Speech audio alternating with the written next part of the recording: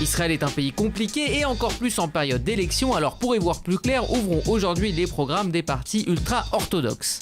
C'est-à-dire le Shas, le Yachad et le Yehadut HaTorah qui ont donc pour point commun de représenter le public religieux. Mais c'est après que ça se complique. Yehadut HaTorah est un parti religieux ashkénaze dit sectoriel. C'est-à-dire qu'il représente sa communauté, se bat pour les crédits de ses écoles talmudiques et s'arrête là.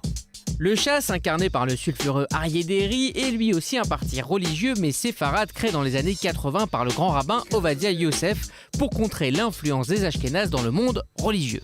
Quant à Yachad, c'est une branche toute nouvelle et dissidente du Shas, encore plus à droite. Mais intéressons-nous enfin au programme. Côté Yehadut HaTorah, on veut prier et appliquer la loi juive, point. En jouant la carte de la fierté séfarade, le Shas a lui attiré au fur et à mesure des années un public non religieux et populaire.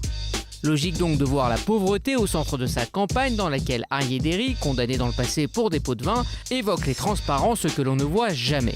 Côté société, on se réfère à la Torah et à la Halacha, la loi juive, pour trancher les questions qui fâchent. Existe donc le mariage homosexuel ou encore les bus et les commerces le jour du Shabbat. Quant à l'égalité homme-femme, le message est clair, sachant que sur ces trois listes religieuses, aucune femme n'est présente. Dernier aspect, celui du conflit israélo-palestinien, et là aussi, c'est compliqué. On s'est dans le passé référé à la loi juive et on a du côté du Shas été prêt à des concessions si cela pouvait sauver des vies.